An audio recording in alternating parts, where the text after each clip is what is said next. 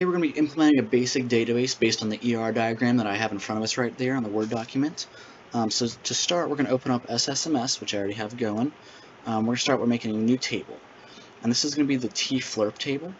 So to start that, we're going to have the flurp ID, which is the auto increment ID circuit key that we want to have. And that's also going to be the primary key as well.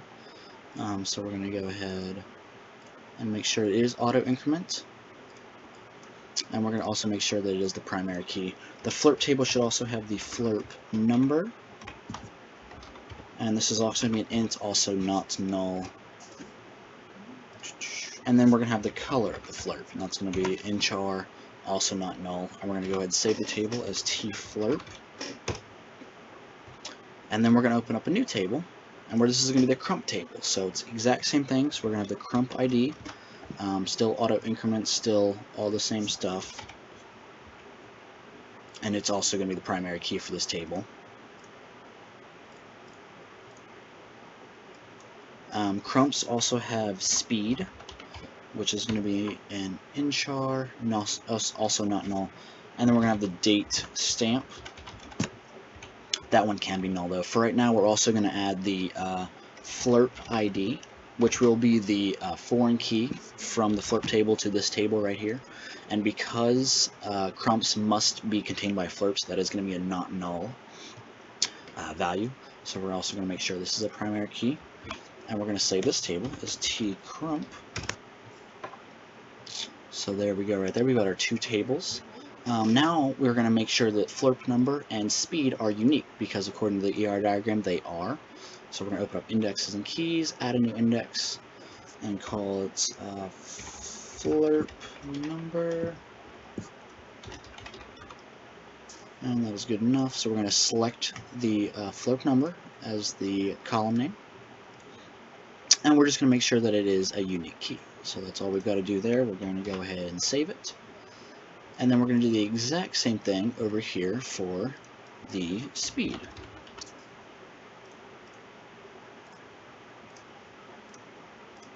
Just make sure, whoops, oh, that's not right. Messed up on that. Sorry, I just forgot to add another one of those. So, speed ID, select speed. There we go. And we're going to go ahead and save that table as well. So now I've got speed and flurp number as unique attributes. Now we're just going to have the foreign key constraint. So that's going to link the flurp ID to the flurp table. So we're going to have a new relationship. And we're going to add one. And we're going to go ahead and select the tables and columns. So the original primary key table is tflurp, and the foreign key table is tcrump. And the ID we're going for is flurp ID and flurp ID. So that's good.